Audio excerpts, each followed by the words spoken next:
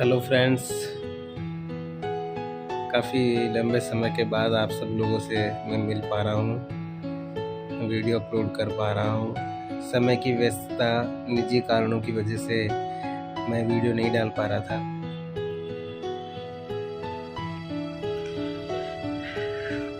आप सभी लोगों ने पिछला पोस्ट देख लिया होगा कि घर में डबल खुशी आई है, जुड़वा पुत्रों की प्राप्ति हुई है, जुड़वा बच्चे हुए हैं।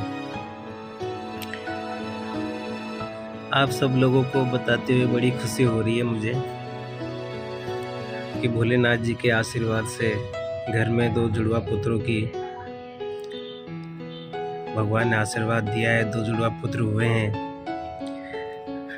हम लोग रूटीन चेकअप के लिए हॉस्पिटल गए थे और डॉक्टर ने एडमिट किया था इमरजेंसी में। हमको भी नहीं पता था कि जल्दी हो जाएंगे, एक्चुअल में समय से पहले हो गए थे। प्रीमेच्योर डिलीवरी थी। रूटीन चेकअप में डॉक्टर ने बोला कि एडमिट होना पड़ेगा, तो हम लोग चले गए। हमारी कोई तैयारी भी नहीं थी कि भाई हॉस्पिटल जा रहे हैं तो कुछ लेके जाएं। फिर क्या होता है कि डॉक्टर ने हमको बताया ही नहीं कि डिलीवरी के लिए एडमिट कर रहे हैं, क्योंकि इचिंग वगैरह हो रही थी, सूजन वगैरह, लीवर पे भी सूजन थी, पेट पर सूजन थी और हाथ पैरों में सूजन थी। बीपी जो 180 बहुत ज़्यादा हो रहा था, तो डॉक्टर ने बोला कि आप लोगों को एडमिट होना पड़ेगा, बीपी बहुत ज़्यादा है, सूजन है। तो हम लोग मेरी वाइफ को एडमिट करवाया हम लोगों ने।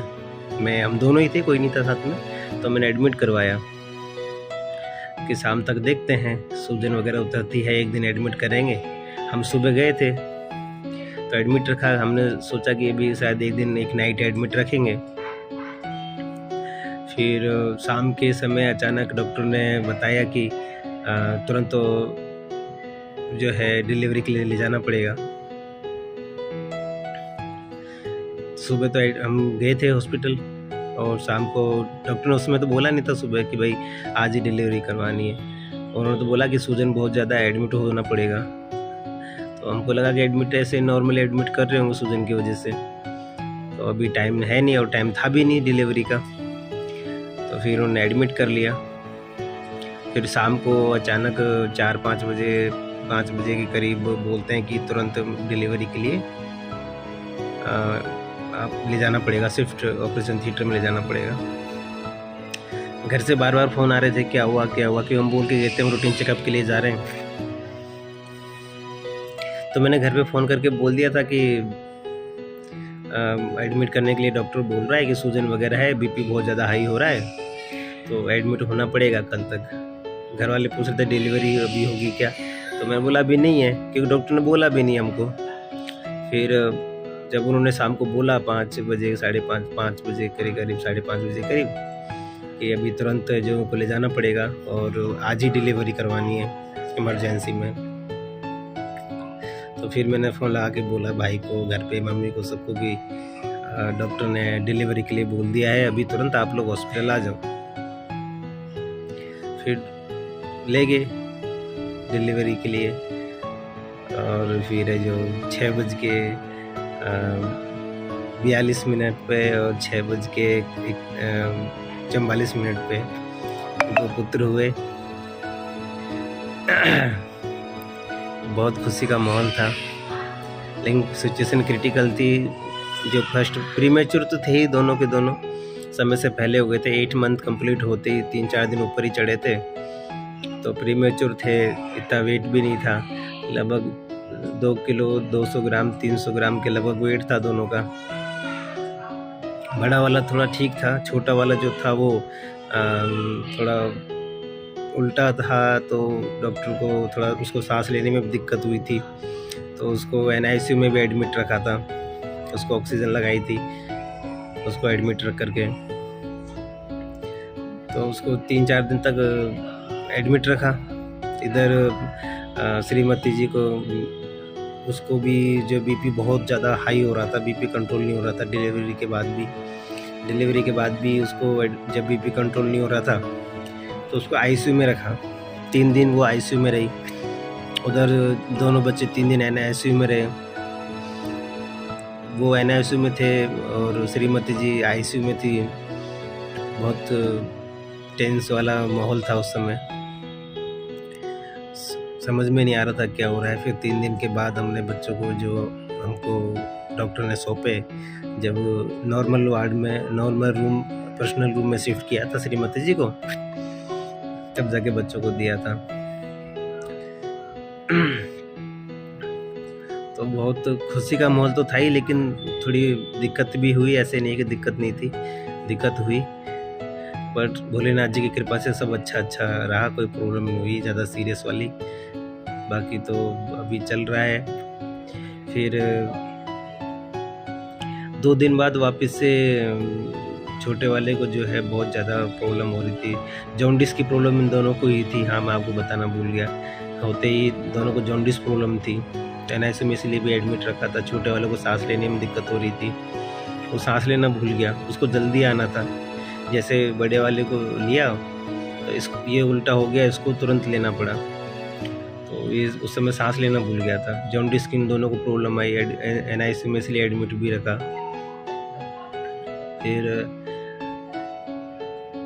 अब 2 दिन बाद उसको घर लेके आ गए हम। 3 दिन बाद वापस से जब घर लेके आए, जॉन्डिस की डॉक्टर ने रूटीन चेकअप के लिए वापस बुलाया कि 1 दिन बाद 2 दिन बाद वापस लेके आना है।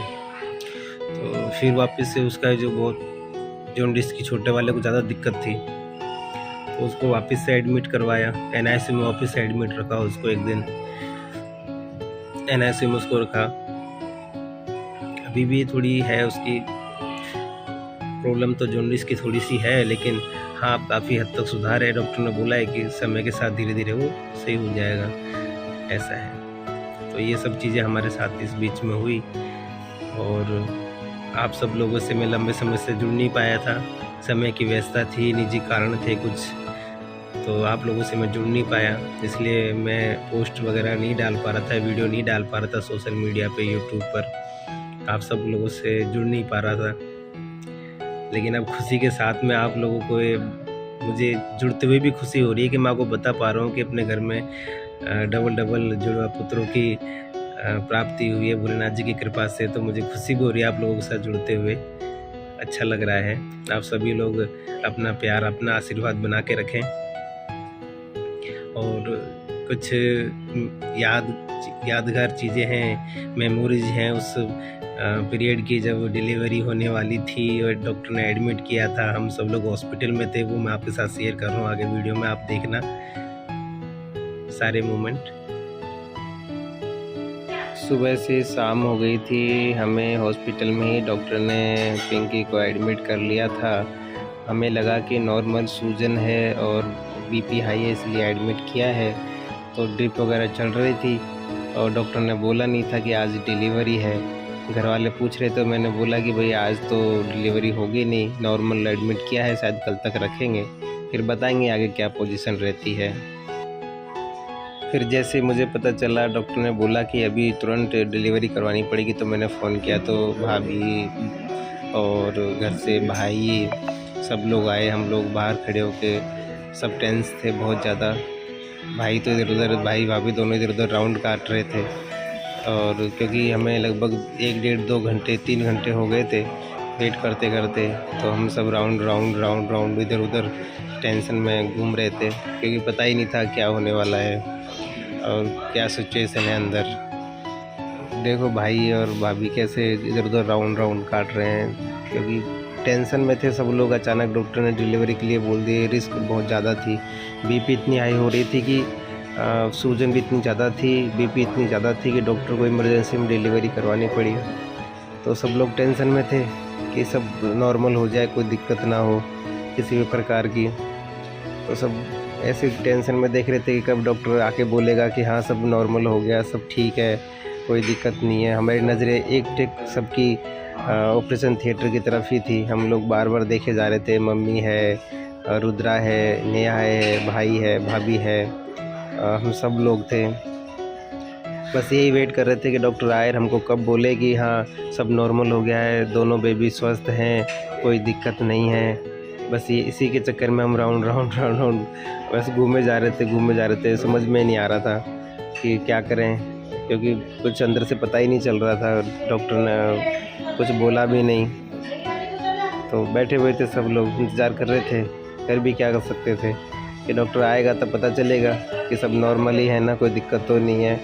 बस यही सोच रहे थे हम लोग, बस हम लोग भगवान से यही प्रार्थना कर रहे थे कि सब नॉर्मल हो जाए, कोई दिक्कत ना हो किसी प्रकार की, और जल्दी से खबर मिलेगी हाँ बच्चे स्वस्थ हैं दोनों सब, और जच्चा बच्चा स्वस्थ है, कोई दिक्कत नहीं है। आखिरकार वो समय आ गया जब डॉक्टर ने दोनों बेबी को लाके दिया और हमें दिखाया, और जच्चा बच्चा स्वस्थ था।